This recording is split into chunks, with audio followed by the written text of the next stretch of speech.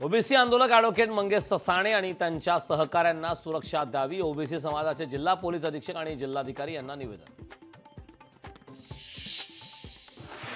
माजी क्रिकेटपटू मोहम्मद अझरुद्दीन यांना ईडीचं समन्स, लवकरच ईडी कारवाईची शक्यता, मनी लॉन्ड्रिंगचा अझरुद्दीनवर आरोप।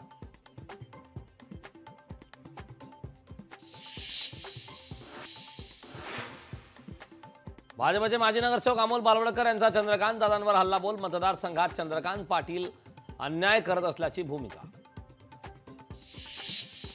महंत रामगिरी महाराजांवर राज्यभरात 67 गुन्हे दाखल, राज्य सरकारची मुंबई हायकोर्टात माहिती, मुस्लिम समाजाबाबत आक्षेपार्ह विधान प्रकरणी गुन्हे दाखल। कार्लागडावरील एकविरा देवीच्या शारदीय नवरात्र उत्सवात सुरुवात, पहिल्याच दिवशी कार्लागडावर भक्तांची मांदियाळी। सुवर्णदुर्ग किल्ल्याची युनेस्को टीमकडून हवाई पाहणी, सुवर्णदुर्ग किल्ल्याचा जागतिक वारसा यादीत समावेश होणार असल्याने शिवप्रेमीमध्ये आनंदाचं वातावरण। माहूरगडावर नवरात्रोत्सवाला सुरुवात, श्री रेणुका मातेला विविध शृंगारिक अलंकार।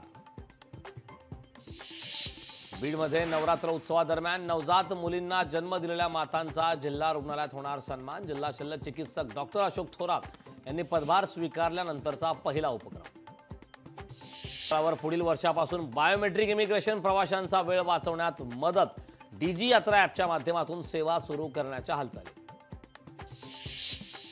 राज्यातील कांदा उत्पादकांचे 24 कोटींचे अनुदान रखडले, 12,600 शेतकऱ्यांचे अनुदान थकले, आचारसंहितेपूर्वी कांद्याचे अनुदान देण्याची शेतकऱ्यांची मागणी। एमआयएम नेते इम्तियाज जलील यांच्यावर गुन्हा दाखल, पुण्यातील कोंढवा पोलीस ठाण्यात गुन्हा दाखल, छत्रपती संभाजीनगर नावाला काळं फासल्याप्रकरणी गुन्हा।